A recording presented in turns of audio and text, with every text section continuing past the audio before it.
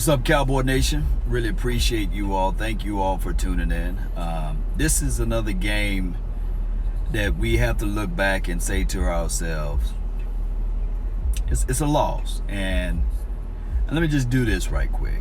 My life is always around the Dallas Cowboys. And when you start relating life experience with the Cowboys, it's been going on 10 years. 10 years with Jason Garrett as the head coach, or pretty much in some form of operation as it relates to offense. Now, we can look at the sun and be mad that it's shining, but the reality of it, the sun is going to shine. And when you start pointing out things and you start seeing things at the rate that it is, then you have to say to yourself, are we doing things to change it? You can't change the sun from shining. You know it's going to shine, but are you prepared to handle the sun when it is? I recall that this weekend we played against the Green Bay Packers, and my thing is, what I took away from the game is this right here.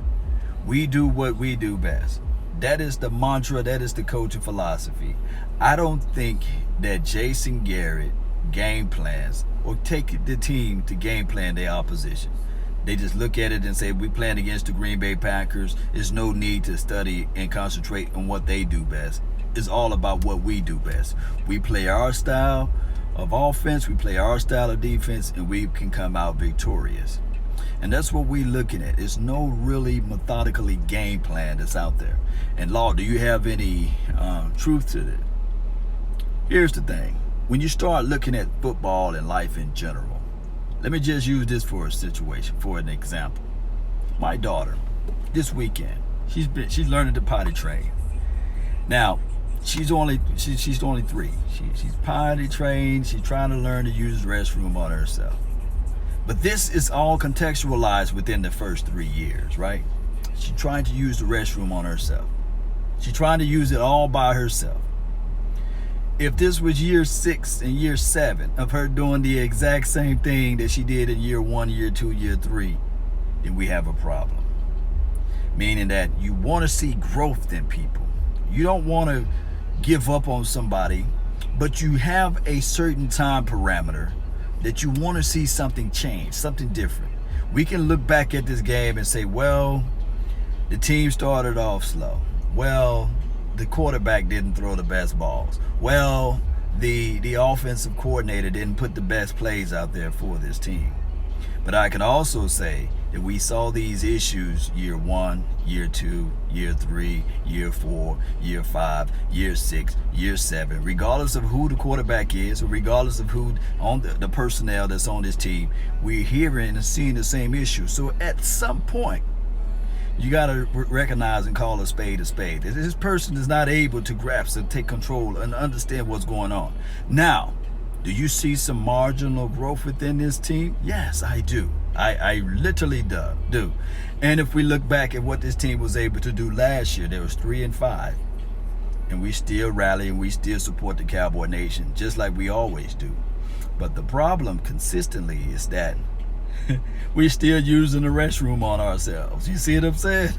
So at some point, let me give you a good example of coaching philosophy. Can somebody break down the philosophy or let me know and educate the nation? You had one timeout. You called timeout at the end of the game to kick a field goal. You ultimately missed that field goal. But let's say, for example, you make that field goal. Are you banking on the fact that you're going to get this onside kick? Are you trying to win the game, or are you trying to tie up the game? What are you trying to do? I'm thinking that on that last play of the game speaks volumes of the conservative nature of this team. I would say you go down with a puncher's chance, not with a kicker's chance, but a puncher's chance, meaning that in boxing, in life, when you're fighting, it doesn't matter how ugly the fight was. As long as you can throw that last punch, that's why they call it a haymaker. If you can swing and contact that last blow, my goodness, you still have a chance to win the game. It was 4th and 5.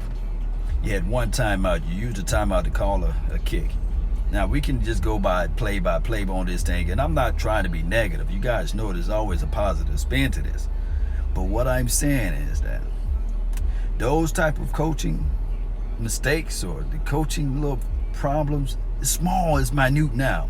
But we got to make those corrections in order to make it to the playoff, in order to go beyond the playoff. Because I can tell you guys right now that the playoff is not our goal right now.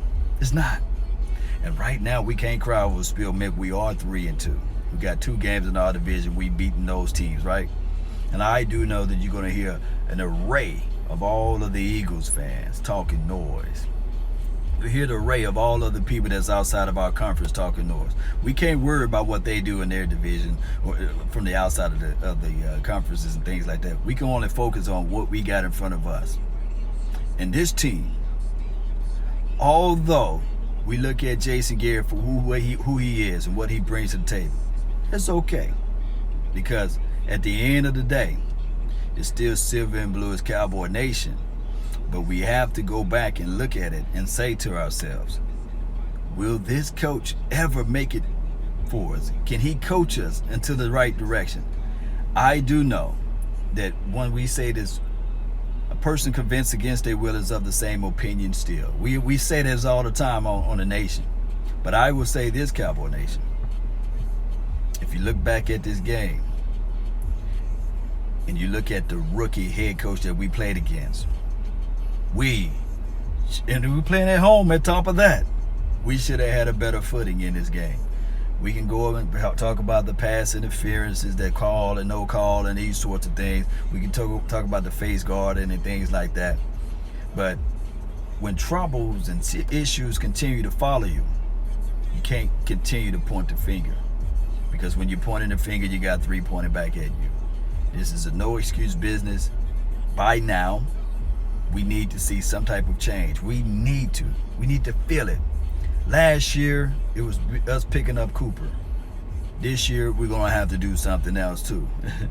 Let me know how you all feel about it. I know that a loss is always a bad, tough, hard pill to swallow, but also the truth.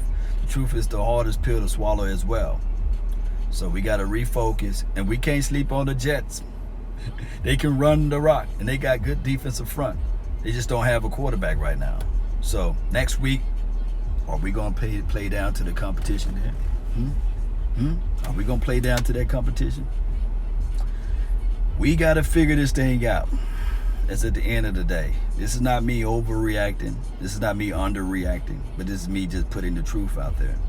Jason Garrett as the head coach, we've been right in the middle.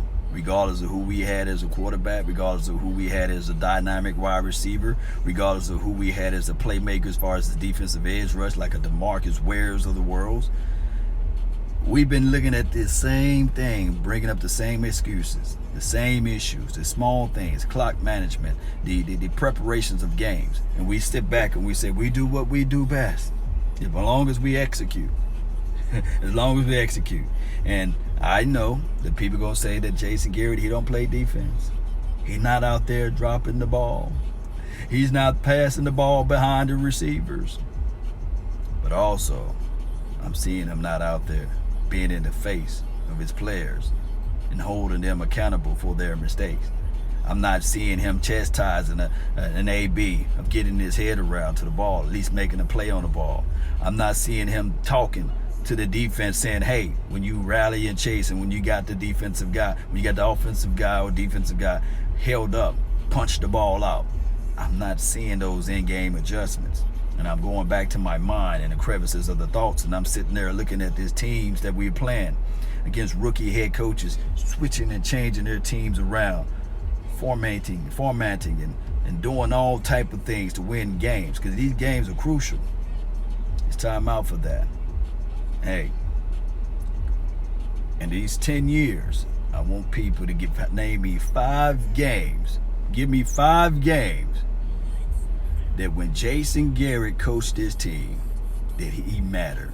I'm not talking about a spectacular play from Tony Romo. I'm not talking about the 2016 team when you just had this wonderful array of Dak Prescott and their young, fresh Ezekiel Elliott. I'm not talking about that. I want you guys to give me 5 games that you can look back on and say, and this is not low-hanging fruit talking. This is me talking real deal to you all. Find me 5 games that you can literally say that Jason Garrett out-schemed, out-coached, and made it difficult for the opposition to win or lose, and say to ourselves, man, we were right on the page on all of those games. And I'm not talking about a freebie game that was like the last game of the year. It's a win, or it's a game where it's, you're already in the playoff and they bench and they play. I'm talking about literally. Name me 5 games. And I will hush.